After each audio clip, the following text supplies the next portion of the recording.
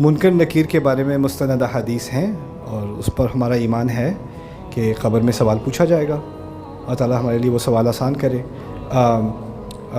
قدر کے بارے میں ایک کامنٹ کر دوں جو میں کرتا رہا ہوں، وہ یہ ہے کہ یہاں ہمارے ملک میں جتنے لوگوں نے قدر کے بارے میں سوال کیا اور کسی ملک میں کبھی کسی نے میرے ساتھ نہیں کیا، اور میں اس کی وجہ سمجھنے کی کوشش کر رہا تھا اور مجھے کچھ باتیں سمجھ میں آئی ہیں.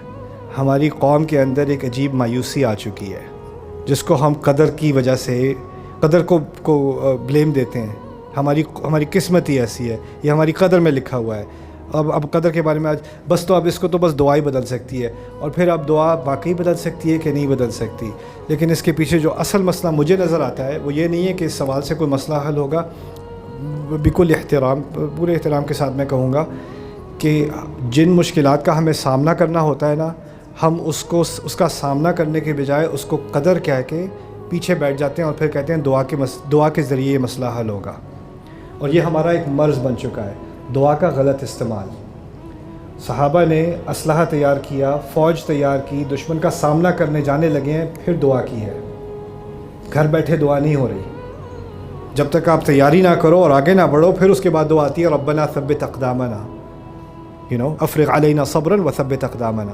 تو ہم نے کیونکہ ایک چیز سکھا دی ہے سب کانشیسلی اپنے کلچر میں کہ جو مشکلات ہیں نا وہ تو اللہ تعالیٰ کی طرف سے ہیں، اس کے بارے میں تو آپ کچھ کر ہی نہیں سکتے اور بس آپ دعا ہی کر سکتے ہو. تو جس چیز کو آپ چیلنج کر بھی سکتے تھے، اس کے بارے میں کچھ محنت کر بھی سکتے تھے، اس کا کچھ سامنا کر بھی سکتے تھے، اس کے بارے میں ہم نے بس تقدیر کا ٹھپا لگا کے اور دعا پہ اعتماد کر کے ہم نے اپنے آپ کو سستی کا لائسنس دے دیا ہے.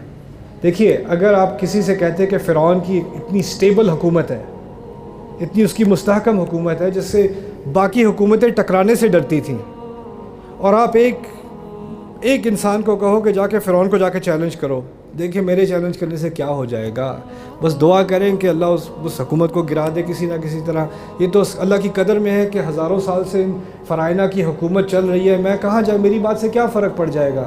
اللہ تعالیٰ نے فرعون کو گرانے کے لیے پوری فوج نہیں بھیجی، پورے ریسورسز نہیں بھیجے، ایک انسان کو بھیجا ہے، اور وہ انسان بھی ایک سوٹی کے ساتھ اور ایک اس کے بھائی کے ساتھ جو وہاں فرعون کی کورٹ میں غلام مانے جاتے ہیں، اس کے ساتھ بھیجا ہے. کیوں؟ اللہ تعالیٰ کچھ بات سکھا رہے ہیں. آپ کے سامنے فرعون اور اس کی سپر پاور بھی کھڑی ہو تو آپ یہ نہ کہو یہ تو قدرت کا نظام ہے جی، ہم کیا کر سکتے ہیں.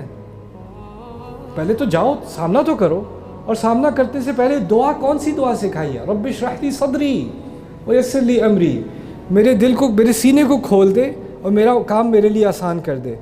آپ کے سامنے بڑی سے بڑی مشکل فرعون سے بڑی مشکل نہیں ہو سکتی، اور اس مشکل کا سامنا کرنے کے لیے میرے رب نے یہ دعا سکھائی ہے. اگر دعا کے بارے میں واقعی سوال کرنا ہے تو میں تو کہتا ہوں ہم سب کو یہ دعا سیکھنی چاہیے، رب اشرح لی صدری ویسر لی امری واحلل عقدۃ من لسانی یفقہوا قولی.